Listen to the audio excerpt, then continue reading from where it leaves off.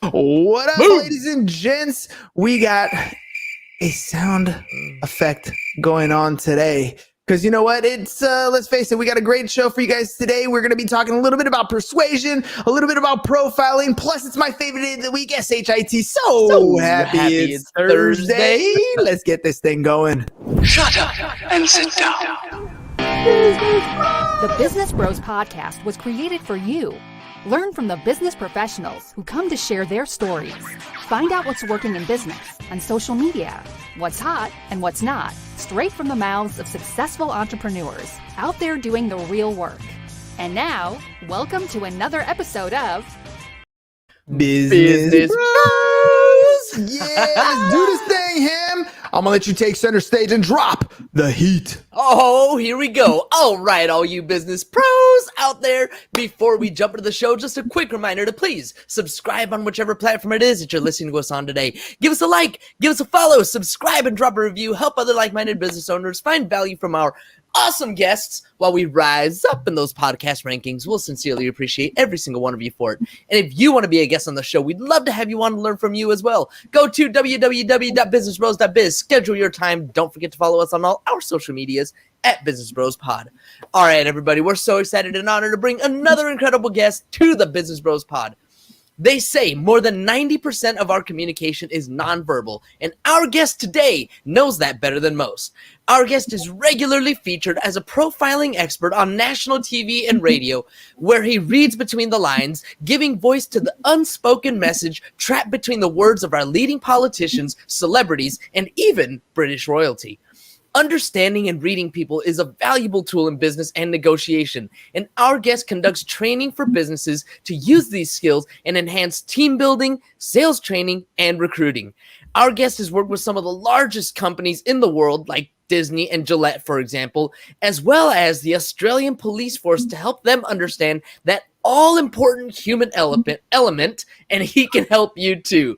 So if you want to learn how to read people's faces and better understand what your customers really want, tune in to learn from today's awesome guest.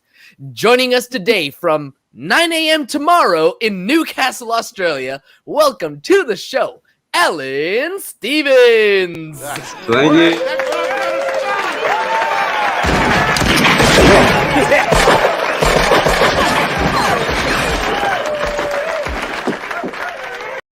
Alan, I probably should have warned you. We drop video clips every now and again. We like to have some fun like that on the show. Welcome to the program. Thank you very much. I love the upbeat style you've got here. And by the way, as I said before, welcome to the future. Being Friday here.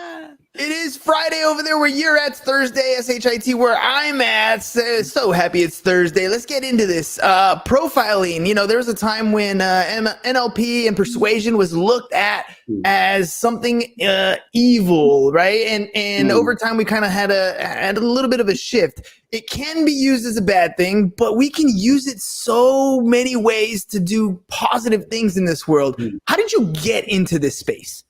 I got into it simply because I was lousy at it.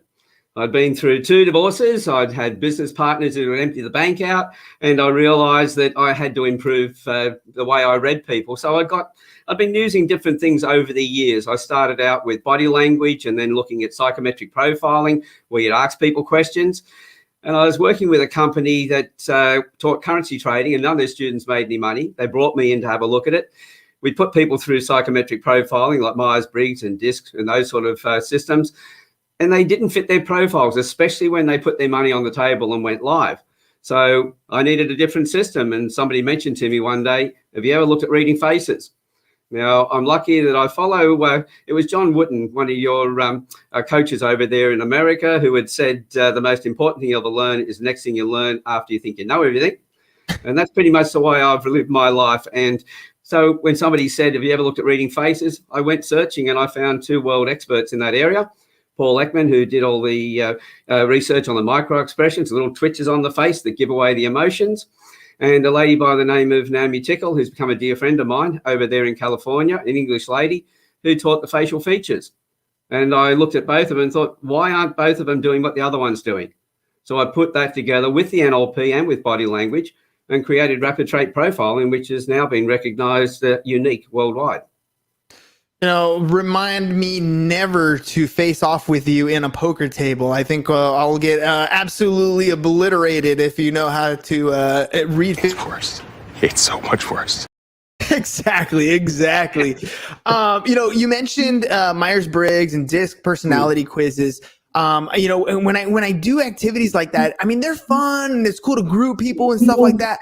But I always feel like when I read the personality traits of wherever I fall, I feel like I'm a bit of everything. So I feel like they don't really help me, guide me in a direction. It's almost like I'm reading a horoscope or like a Chinese fortune cookie. It doesn't really give me anything. It makes me feel good about something, but it doesn't really help point me in a direction. How does that differ from what you're talking about where you're able to read face and profile? Well, very firstly, on what you just said about feeling like there's you fit into a little bit of everything. There's a test they did, which is called the Barnum effect. And what they did was a whole group of young people, put them through a test. And when they finished it, they gave them an envelope each. And they said, right, go and read the contents, but don't talk to each other. They all went and read the contents of the reports that they got back from their profiles. They then asked what they thought of it. And everyone said, oh, yeah, spot on. This is me. Then they got one of them to stand up and start to read his out. And everybody's going, but that's what I've got. They gave everybody exactly the same report.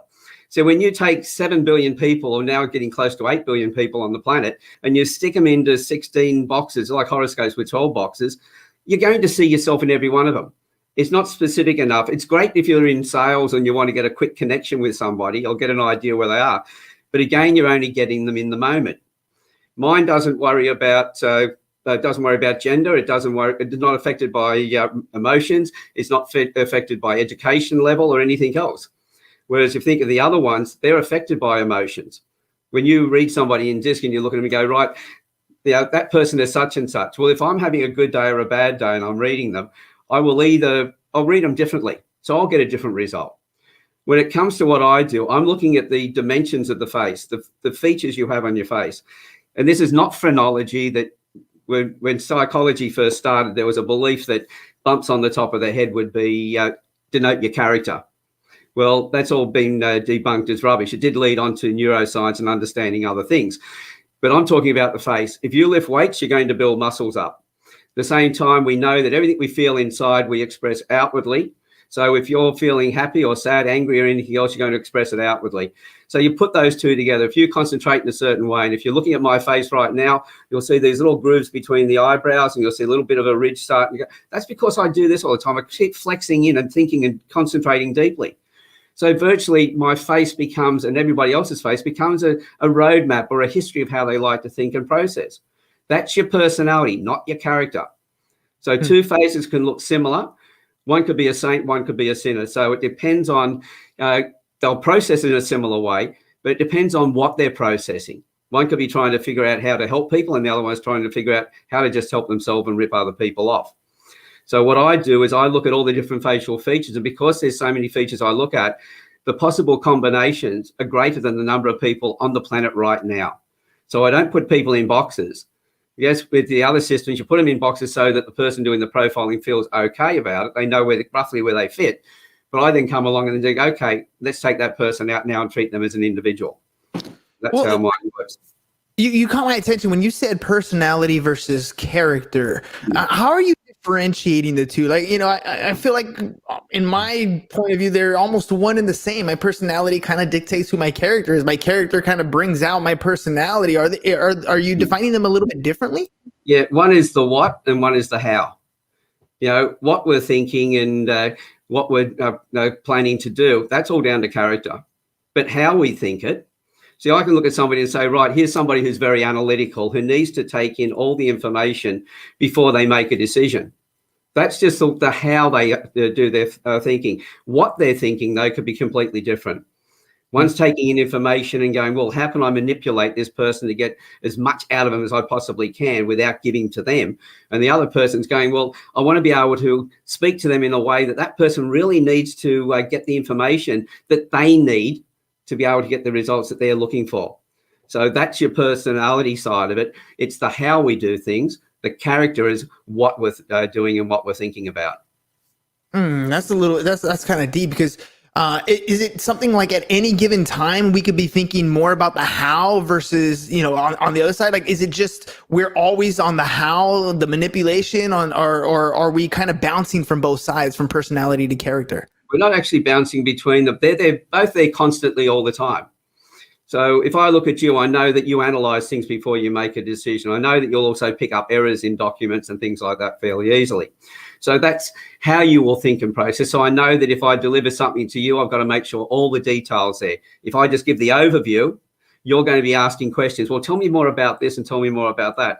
I know you're likely to interrupt me while I'm talking if I'm just giving very brief amount of information. So I will pre-frame it with you and say, well, look, and what I'm going to do here is I'm going to give you the overview. I know there's going to be a lot of questions, but if I give you the overview first, that way I won't forget anything. And then you can ask all the questions that you want to ask, and we'll spend all the time you need to get all those answers. So you know that I'm not just going to give you the bum's rush, so to speak, and just give you enough information to try and con you into something. I'm going to make sure that you're able to ask all the questions so you get all the positive facts that you're looking for. And if I know that, that's how there's my personality there, looking after you. I'm looking at how you think, but my character is looking after you again. It's making sure that, I give you the information that you're looking for, not manipulating to get out of you what I want. What about, when we're having a discussion and maybe, you're high energy and you're ready to go and you're spunky, and versus you're talking to somebody who's very, laid back and kind of slow. Do their facial expressions mimic or tell you something different versus their pitch and their energy? Yeah, what you'll find is that this is the whole thing, that you can put on an act and I can be bubbling and bouncing around and everything else. But if I'm putting that on as an act and you're talking to me, the end result is I'm picking up the micro expressions that may not match the whole thing. So as I said, facial features give me the personality. Once I've got that and I'm talking to you, then I've got the body language and the micro expressions that give me the feedback. Have I read you right? Is there something emotionally going on? And are you telling me the truth? And that's how it all works together. So it's the 4 different modalities that I brought together as a one process to make sure I covered everything. And at the same time, I've also watching for, have I met you at the right level, but what's coming back from you at the same time? So everything's given away in the micro expressions when it comes to what you're feeling. And I'm looking at your face, first of all, to know how I need to be able to talk to you to make that best connection. And then your face will leak out information that I need if I'm looking to see if you're telling the truth or not. Where a lot of people use the micro expressions as a lie detector, I use it more as a truth seeker. Because I'm not just looking to see if you're lying. I want to know why you're lying if you're lying. And if it's around your emotions because something's happening in your life, I want to be able to help you. Because if I'm doing a sale, for instance, and you're feeling something emotional, you're not going to be listening to what I'm doing. And no matter how hard I push to try and get that sale, and the harder I push, the more I'm going to push you away. But if I go, well, I can feel that something's going on here. Do you want to have a talk about that first? Now I'm taking some time and you're recognizing that I am taking some time to connect with you so that I am interested in you. And as we work through that, we may get a solution to what's going on, or I might say, hey, I've got someone that might be able to help you, and I'll make that connection for you. At that point, as people keep saying, no one does business with anybody they don't know, like, and trust. The trust is the most important part. As they say, you've got to get to know somebody first of all before you get to like them, and then it takes a little bit of time to get that trust from them. By being able to read people and connect with them and being genuine in connecting with them, you get to that know, like, and trust faster. And once you get to that trust, the faster you can do it, the longer the loyalty with that other person is going to remain. And know, like, and trust is important. And as you were describing what you do as you see people's micro expressions, you said something and it was kind of subtle, and I kind of want to harp on it. Your response was, I feel like there's something bothering you.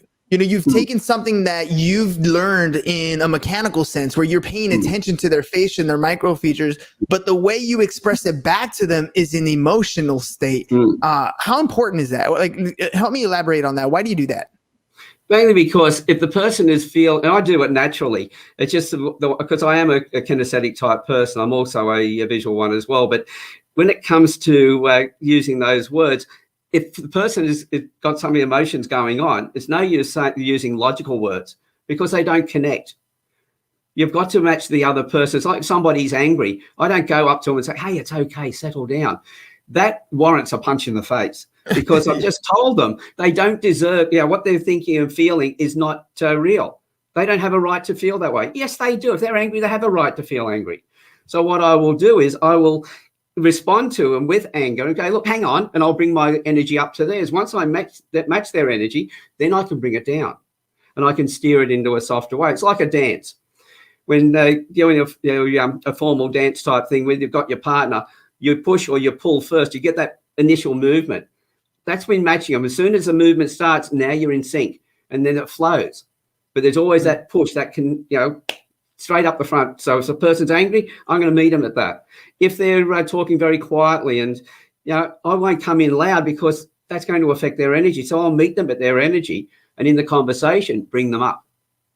And so it's all about, they talk about in body language, matching and mirroring, but the true really matching somebody is on the emotional level.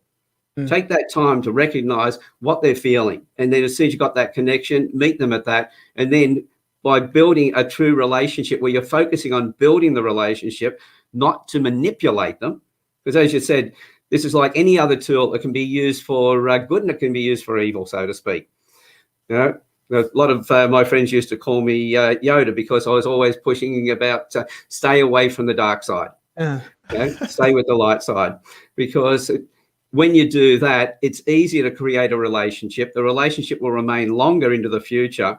Whereas if you manipulate somebody, it's like telling them a lie. You have to keep remembering your lie. You've got to keep working at the manipulation. That's exhausting. It's easier to really meet with a person. The more that you can help them to get what they want, the more you're guaranteed to get yourself as well. So when people talk in sales on return on the investment, I talk about a return on relationship. Build your relationship, and everything else will flow from there. Yeah, exactly. I think that's where the manipulation and the negative stigma comes from, because in order to be a good friend, oftentimes we do this naturally. We sense, and we feel like it's a sensation, but maybe we're reading some of these micro expressions that we have within our friends, within our family, and then we kind of meet them on an emotional level. That's how our relationships last for so long. But when you take that same exact skill and then you turn around and you apply it in sales, all of a sudden it feels like there's some sort of manipulation there. How do we kind of, I guess for me, it's how do I get past the sense that, I'm not doing anything wrong. I'm actually doing right by finding a solution or finding a way to connect with my prospect, who I may not have a deep relationship yet, but I'm building and yet still making a sale. I think that's where that manipulation comes into play. What's your opinion on that? Well, that comes down to our belief around salespeople. It goes back to the old snake oil salesman or the old car dealer. We always had that mistrust for them, because car was always the best thing on the road and everything else, and we knew it was a bomb. But when it comes down to it, if you really focus on what does a person need, why they need it, because someone will come to you and say, right, I need more sales, for instance, and I'll go, okay, well, what's the want behind that? Why do you want to get more sales? What's the purpose of getting more sales? And that might be in the conversation, I want to be able to get a better return on investment on each of the sales that I get so I can get them faster. Well, why do you want to get them faster? In building that understanding, you find out that this person wants to be home when the kids are at home. They want to be there when the kids go to school, and they want to be there when they come home. So they want to get all their sales in a shorter period of time, because now we're getting to the emotional reason behind it. Once we get to that, when you're selling to somebody, if you really care, if you're a decent person, I always say this to somebody who's a salesperson and goes, well, I'm not really getting the sales I want. And I go, okay, first of all, are you a decent person? Do you care about people? And they go, yes. I said, do you care about your client? And they go, yes. I said, is your product and service going to solve their needs? It's going to give them what they want. It's going to fit that emotional need beyond that, the benefit behind the benefit. And they go, yes. I go, well, by what right do you have to not sell to them? You have to sell to them, because if you're a decent person, your selling now becomes caring. You're caring for the other person, so you shift your belief around salespeople. If you are somebody who is genuine, you truly believe in your product, you know that will help your client, then you are responsible. Your responsibility is to sell to them, because if you don't, you're not a good person. And if you change that attitude, now you change the attitude about yourself. The moment you change that attitude about yourself, the energy that you put out will change, and we are energy beings. How many times have you walked into a room and the energy's just hit you straight away? Either it's lifted you up or it's sunk you right down. You just want to get out of there. You know, we impact on each other. So if you're able to change the attitude about yourself and saying, hey, I'm a great person, I've got a great product here, I know I can help my client, my job then is to find the best way in which I can get that through to them so that they then want to buy from it. Because if you do it properly, you're not selling, but the other person is buying. And this is where the relationship is so important. And once they do that, if they feel that you've sold them, then you're going to lose their respect. You're going to lose their loyalty. You won't get them out there talking about you. They talk about having raving fans, people who just go out there and sing your praises. Well, by doing it the way I've just said, this is how you do that. You'll find that the people are loyal. They always want to come back to you, and they're out telling everybody how great you are. And it always works. So in starting with profiling, I think based on what you described there, you kind of have to profile yourself first. You have to have that belief that what you're doing is right, and that you have that kind of faith in your product and what it does for other people. What happens once, let's assume we have that belief, we're strong, and we understand that this is where our product can really benefit someone. Where do we go from there? How do we look at somebody and kind of profile them and set them up where we can show them? Because oftentimes, they don't know that they have this need for this product in their life. And I think that's where the persuasion actually happens. How do we profile them and kind of decide that this is the route I want to take? I want to take an analytical route, an energetic route, whatever it's going to be. What keys should I be looking for in that profile? As I say, in the face, there's about 68 different traits that we look for. Most of them in the face, there are a couple in the body. So if we're able to see those, you can look at somebody and know straight away whether that person is focused on the value or whether they're focused on the service. So if we know where their focuses are, we know how to take that direction. Now, if we've got somebody who, and as I say, it's all the different facial features. And I was just thinking, if you like, I've got a free gift I can give to your people as well. On my website, just after the website, put the / and the word free, and that'll take you to a 28-minute course, which will give you show you a bit more of how this all works, and it'll give you a couple of traits you can start to play with yourself straight away. And it also talks about where the eyes move when somebody is sourcing information. So again, you can actually start to work out whether they're telling you the truth or not. But question about that, and it's like anything else. The more practice you get, the better you'll get at it. You said you got into this space because you weren't very good at it. How much time did you have to dedicate? How much study did you have to put into it before you felt like it was working for you? Like you had it to a point where, it was making sense and you can really, truly help people using this tool? Well, in my particular case, one of my traits is that I build confidence. I'm somebody who has to work at something and practice it and everything else and get it to a level where I then have confidence. There are other people who have an innate self-confidence. They hear something for the very first time and they've pretty well got it, or they think they've got it until we put them to the test. But I'm somebody who's, with all my traits, I'm analytical. I've got what I call a mental motive, which means I focus on looking at all the different possibilities as opposed to just getting in and getting it done. So to some people, I look like I procrastinate. So a lot of my traits are things are going to be exactly right. I've also got critical perception and I'll find the errors in everything. So all of these things cause me to take longer to do things. So your question really is, how long's a piece of string? Because it all depends on the people who are listening, how it's going to be for them. When I first looked at this, I had a real passion. I'd just gone through my second divorce. I was raising 3 boys, my sons on my own. When their first wife left, their mother, they were 4, 11 and 12 at that stage. And by this stage, they were into their early 20s, the oldest 2. And second divorce, I went through that and I thought, I need a better system. And I realized that by doing this, I would get better. So I found Naomi Tickle in particular with the facial features, started training with her, and she put people through an 8-week program over Skype, because she's in America and I'm in Australia. And I went through that, and then she said to me one day, when are you going to do the master's program with me? Am I coming over to Australia, or are you coming over to me? And I went, I'm not good enough at this. She said, yes, you are.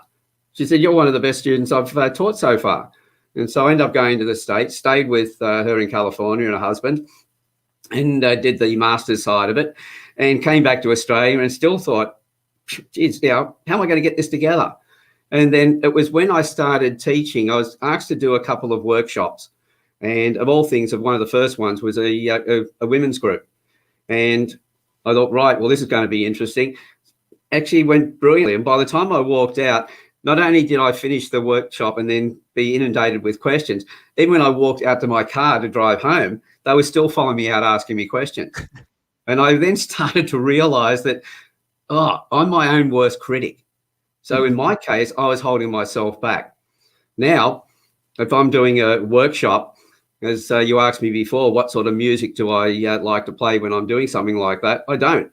I will walk out on the stage silently, walk across the stage, look at the audience and walk back, ask everybody, because they're all staring at me by this stage. And I go, would you like to know what I was doing? And they go, yes. And I just start profiling the audience. And in that, they're all going, wow. And I go, well, if I was so accurate with all of you and I could do that by just walking across the stage and having a quick look and then telling you that, would you like to learn the same thing? After that, I know that nobody's going to fall asleep in that presentation. And so in my case, I am extremely good at what I do now. And with all modesty and everything else, I am one of the best on the planet at what with the rapid trait profiling system, of having brought all these areas together. At the moment, my focus is to create and train my competition. We need more people doing it, but they've got to be doing it right. Because we look at coaching, it is the fastest growing industry or second fastest growing industry on the planet.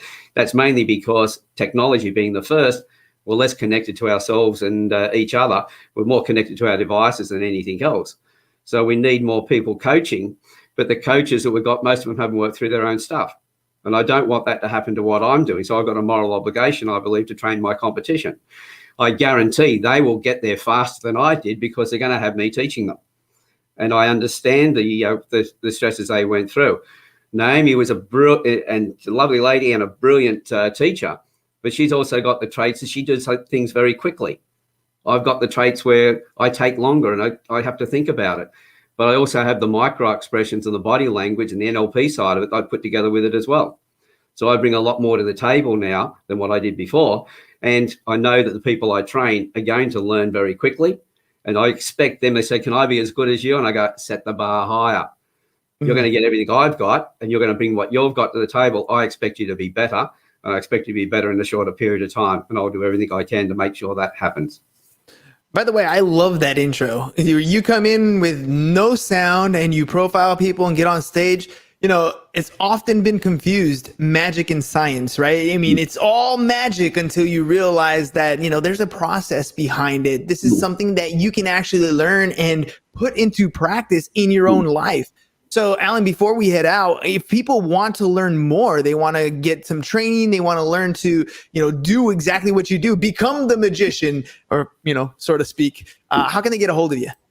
Well, again, they can get me through Facebook, and I think you've put the link up there. The website that's going across right now is probably the best place. Go to the success story page section, and you'll hear from all the other people of what they've got out of it and all the areas where this works, because it works in the family. It's everything from birth through to through the cradle to the grave virtually. It's in your personal relationships. It's in raising children. It's in business of all areas. Everything we do in life is based on relationships. So it's a foundation of everything. So you can use it in every area of your life. So if you use the website address you've got there, but after the .au, if you put the / and the word free, FREE, that'll take you to my training platform where you can pick up a free course there. 28 minutes will take you through and understand. That'll give them a starting point. If they like what they see in the free session, come back to the website, to the contact form and message me and we'll have a chat to where they can go to next. That's it, ladies and gents. I mean, free. 28 minutes of your life can change the way you're looking at things literally for the rest of your life, helping you get more sales, more relationships, deeper relationships. I mean, I don't know, Alan, if, in hindsight, if you knew what you knew today, do you think your previous relationships might have been salvaged? Oh, they would have been completely different. The thing might have been, would I have started them in the first place? But then you never know. Very true. Very true. All right, ladies and gents. I mean, that's it, right? I mean, my face says it all. And, you know, the funny thing is we're in the testimonial business. So, Alan, I'm going to ask you two questions here. One, what was your experience like on the Business Bros podcast? And then number two, you've been through a whole episode. Who would be a good fit to listen to our podcast? Well, on the energy I love the slides that you put up. This is probably the most upbeat one that I've been on for this year so far. This is my 56th interview for this year. And I have to say, this is the one that's got the best energy that I've come across so far. I love your style. I love the sneaking in some of the little slides there as well. It's beautifully done. And as you said, you didn't give me warning, so I enjoyed that. But I would recommend this to anyone. The format you're covering is quite good. It covers different areas. It allows a person like myself to speak, so they're able to get their message across. And I can see from the other presentations you've done, because I've been on your mailing list now for a little while, that you're covering a broad range. So really, anybody should be having a listen to it, and especially because the entertainment value you put into it as well, it's very easy listening. And that's what I love about it. And I think for that reason, more people should be listening to it. Thank you very much, Alan. That's exactly what we do. I mean, it's funny when you talk about, creating those and deepening those relationships. We follow a framework. I'm sure that's kind of the same thing when you start teaching your people about reading. There's a framework for everything. And I'm going to share the framework for our testimonials so that you guys can use them as well. And we do it here on the show. The very first thing we do on every episode is we tell our guests how awesome they are. A little bit of Google searching, a little bit of research, and James drops a fire intro, which tells them how awesome they are. And then number two, we ask them for more of their awesomeness. We ask them questions about themselves, about what they're doing, what amazing impact they're having out in the real world. And then we ask the last most important question, which you should be asking in your business anyways. When you do a good job for somebody, we ask for that referral. We ask for that testimonial. And then we get people like Alan on the show saying great and amazing things about us. And we want to make sure that your customers are talking about you guys as well. So do me a favor, head over to Alan's website. It's very easy. Just go. It's literally his name, alanstevens.com.au/free. It's 28 minutes for you to learn how to profile people, right? And to learn how to deepen those relationships. And then when you start doing a good job for your clientele, then you can head over to our website, businessbros.biz/testimonials, so we can capture all those videos of your clients being so excited, so happy with the service that they've done for you. We can take that and then use it for all your marketing campaigns, because that's how you're going to generate more repeat and referral business. businessbros.biz/testimonials. Alan, thank you very much for taking time to come on the show today. Learned so much from you. I mean, again, it's magic at first, but you're actually teaching people, pulling the curtain from behind the Wizard of Oz here, and you're showing people how to make things happen. So thank you very much for taking the time to come on the show. My absolute pleasure. Thanks very much, guys. I appreciate it. All right, ladies and gents, that's it for today. Alan's on a Friday, but we over here have a Friday tomorrow. So we got one more show before the week ends. We'll see you guys again mañana. Have a great SHIT. So happy it's Thursday. See you later. Thank you for listening to the Business Bros Podcast. Are you looking to get more clients or to increase your income? Hernan, the business bro, can help you generate referrals through the power of podcasting. And James, the insurance bro with Pipeline Insurance, can help you effectively add insurance to your existing business. If you are ready to create wealth today and generational wealth for tomorrow, email businessbros@seeusfirst.com to schedule a free consultation, or join the Business Bros Network, www.businessbros.biz.